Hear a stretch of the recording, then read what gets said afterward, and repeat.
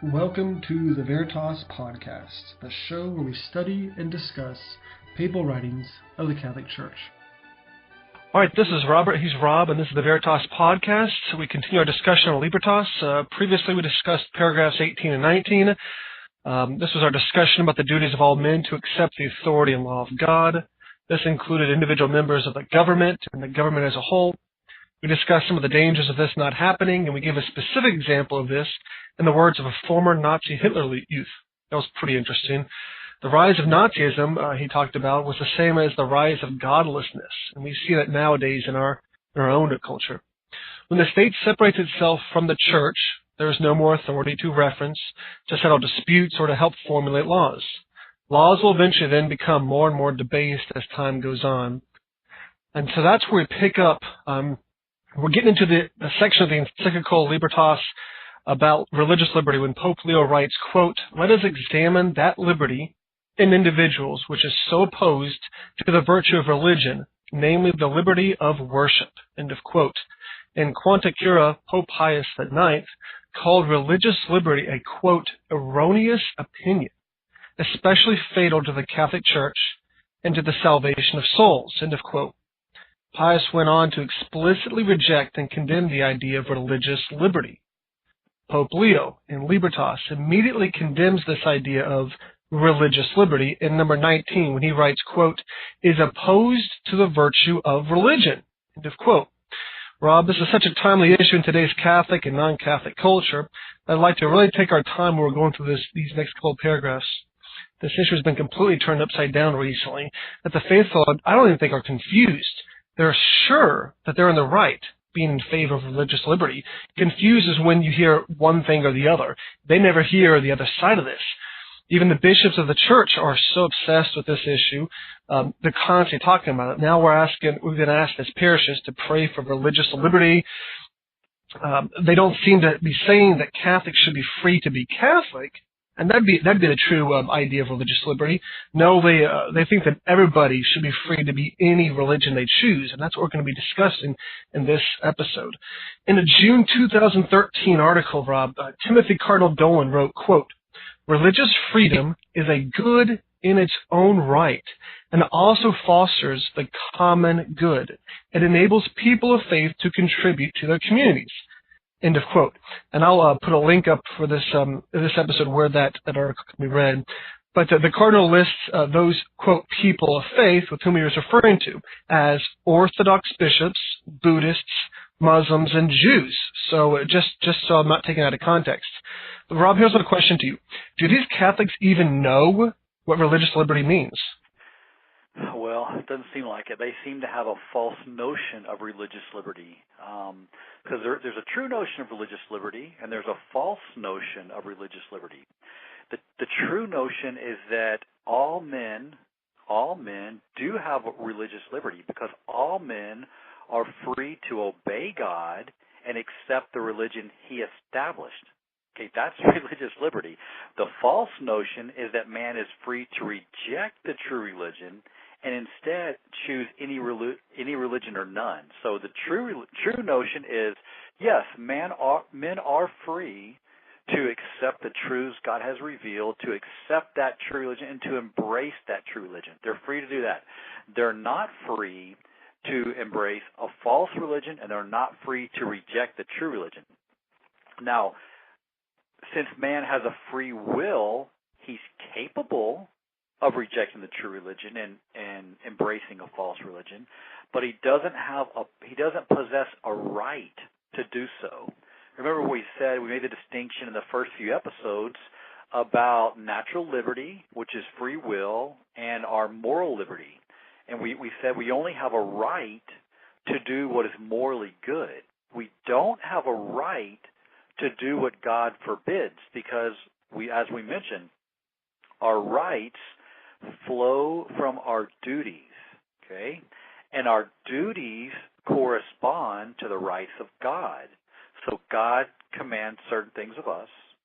We have a duty to obey that command. Then we have the right to obey that command, right to do what God commands. So God commands that we keep the first commandment, the first and greatest commandment. Therefore, we're morally forbidden to violate the first commandment. And how do we keep the first commandment? We keep it by accepting the truths God has revealed and by practicing the religion that He founded. We violate the first commandment by rejecting the true religion and choosing a false religion.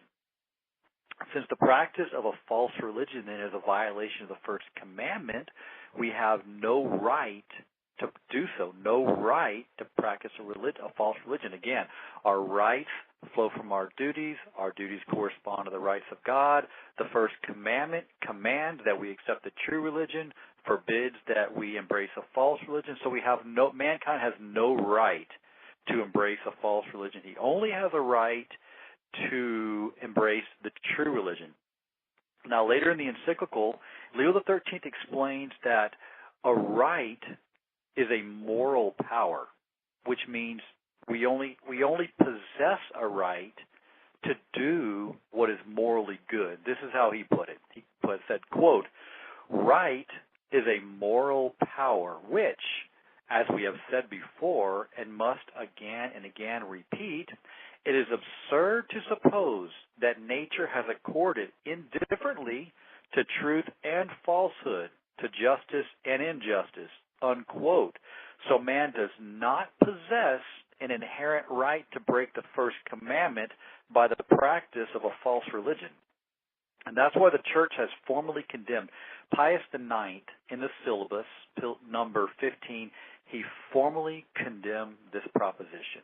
Quote, so if we believe this, we are adhering to a formally condemned proposition. Quote, "Every man is free to embrace that religion which, guided by the light of reason, he shall consider true." That's condemned. So in other words, it's an error to believe that every man is free to embrace and profess that religion which, guided by the light of reason, he shall consider true. We're free, again, this is speaking of our moral freedom. We're free to accept the true religion. We're not just free to search around and come up with our own religion. That's what it means there. So religious liberty in that context is absolutely condemned. It always has been condemned, even though now we're getting these confusing and apparently completely false statements from our church leaders. Now, Rob, some common objections might come up from what we've been discussing already. If we're to say that we don't have the right to practice a false religion, are we saying that we should force others to practice the right religion, Catholicism? Yeah, that's the objection that always comes up. As soon as you mention this, people are always, what, you're saying that we should then force them to convert? No. When we say they don't have a right to practice the false religion, it doesn't mean they should be forced to convert to the true religion. And Leo XIII addresses this later in the encyclical. It just means that people do not possess the moral right to do that which God forbids. Okay? Since all men are required to obey God's commandments, all men are morally bound to accept the true religion, which is the religion revealed by God and intended for all men. See, the true religion was revealed by God and intended for all men. It's not just a religion for Catholics or for this group. It's for all men. So all men, the commandment applies to all men. The religion is for all men. So all men then have a moral obligation to accept it.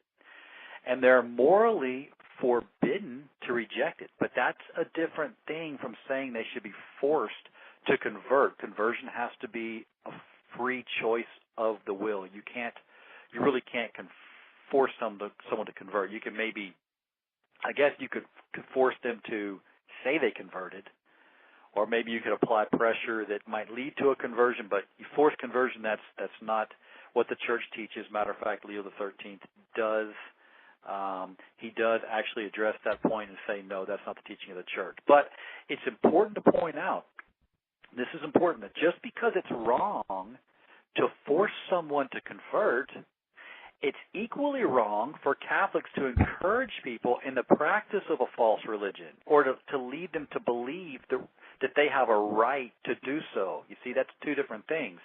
There's ways that we can be an accessory to a sin, just like there's ways we can be accessory to a crime, there's ways we can be an accessory to a sin, and one of them is by consent.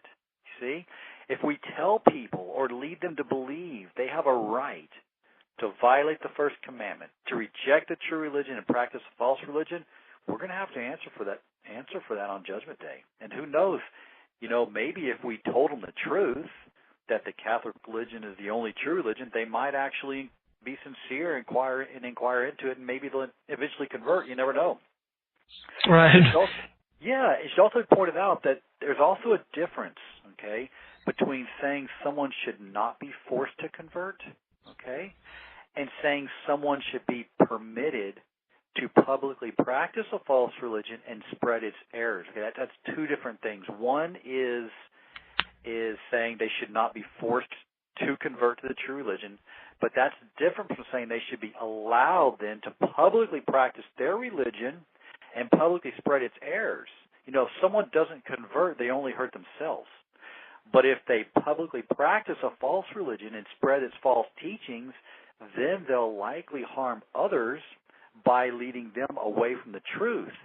See? So ideally, the public practice of a false religion and spreading errors will be forbidden by the temporal rulers, because remember what we said. What's the purpose of the law? We discussed it last few episodes. The purpose of the law is to lead men to the end, the supernatural end, for which they were created. And how does it do this? It does this by forbidding what God forbids and encouraging what God commands. So it's supposed to lead men to his end. And therefore, since a false religion leads men away from the end for which he was created, ideally, a false religion and spreading of heresy would be forbidden by the state. Now, that's not always going to be that way. It depends on if it's a Catholic state and you have 99.9% of the people are Catholics, and that would be the ideal. That would be the way it should be. If you have 50-50, you have Muslims and Catholics, and it's going to be difficult to accomplish the ideal. But ideally, if you just think about it, if the purpose of law is to lead man to the end for which he was created, and he can only do that by the practice of the true religion, then obviously, ideally, the law should forbid false religions. Yeah, and Pope Leo discussed this previously as well, the idea of the government, what is its purpose, not to stay away from religion, but to support it and do what it says.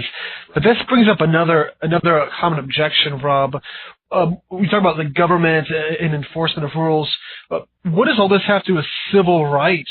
Do non-Catholics have the civil right to practice a false religion? That's actually another excellent question. Yeah, this is an important one. A civil right. Our rights, our inherent rights, the rights that we possess, they come from God. Okay, like we said, and they correspond to our duties. A civil right to practice a false religion, that's not a positive right.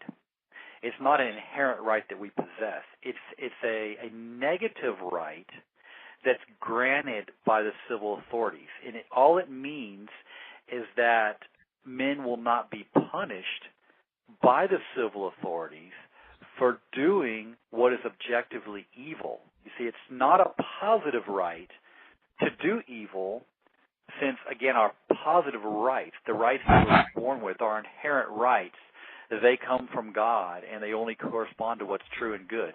A civil right to do evil is a negative right, which just means, like I said, that they are basically permitted. They're not hindered from doing this bad thing.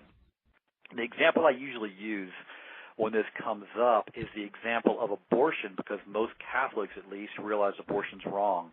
So, see, no one has a moral right to have an abortion, since abortion is murder, right? And murder is a violation of the Fifth Commandment. So no one has a moral right to have an abortion, because abortion is murder, and murder is a violation of the Fifth Commandment. Now, in America and most other countries, or many other countries, women do have a civil right to have an abortion, right? Yet that just means it's permitted by the civil authority.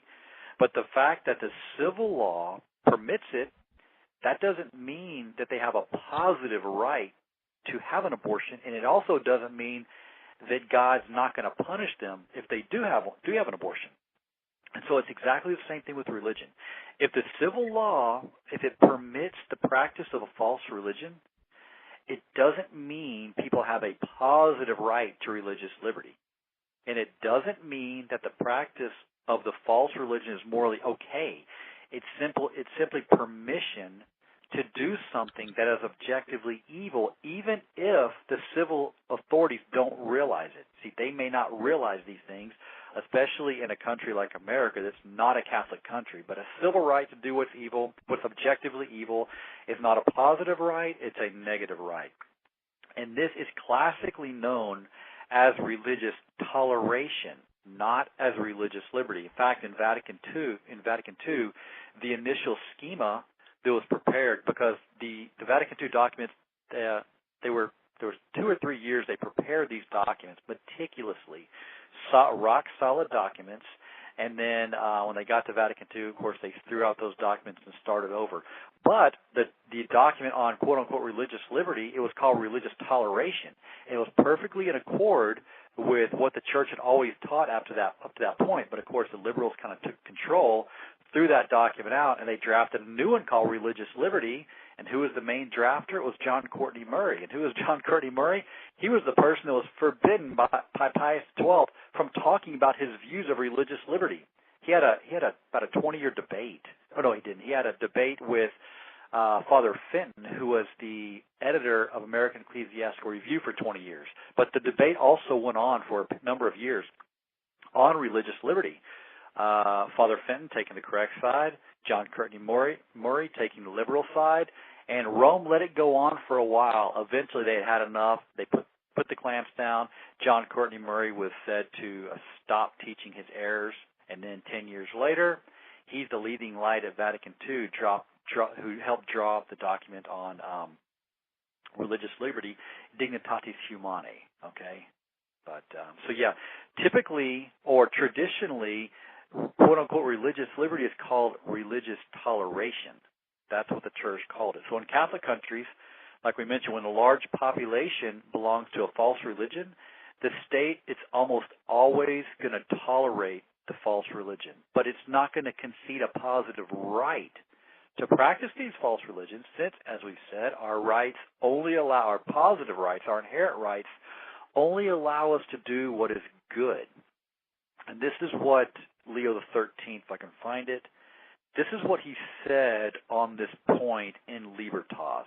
Quote, it's a few paragraphs from where we are right now. Quote, "Yet, with the discernment of a true mother, the Church weighs the great burden of human weakness, and well knows the course down which the minds and actions of men are, in this our age, being borne." So he's realizing the weakness, the difficulty in our society, the unquote right there. He realizes the weakness, the difficulty in our society. People are confused. There's false religion everywhere. So he continues, quote, "For this reason, while not conceding any right to anything save what is true and honest, she does not forbid public authority to tolerate what is at variance with truth and justice for the sake of avoiding some greater evil or of obtaining or preserving some greater good," unquote. So when we say non-Catholics have no right to religious liberty, again, it doesn't mean they should be forced to convert. And it doesn't even mean that, depending on the circumstances, a large population of non-Catholics, that the practice of a false religion must be forbidden. That's not what it means. If it will do more harm than good in society to forbid certain false religions, then it would be more prudent to permit them. See, that's what the church, that's the principle of toleration. If it's more prudent to permit them, well, then you tolerate them. And again, not because these people have a right to violate the first commandment by practicing a false religion, any more than women have a right to violate the fifth commandment by having an abortion.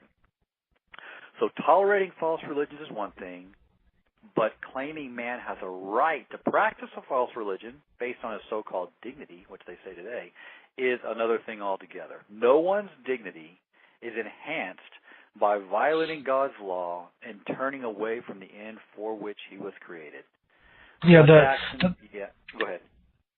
Well, that word dignity is a loaded word nowadays. It doesn't really mean what it should mean. That's just another example of liberals hijacking vocabulary, but they use that to be an excuse to do anything they want to do. We talked about this, of the idea of free will versus just do whatever you want to do. And speaking of free will, the church has always written and thought that man should choose the correct religion based on his free will, not by force, obviously. You've been speaking about that as well. Yeah.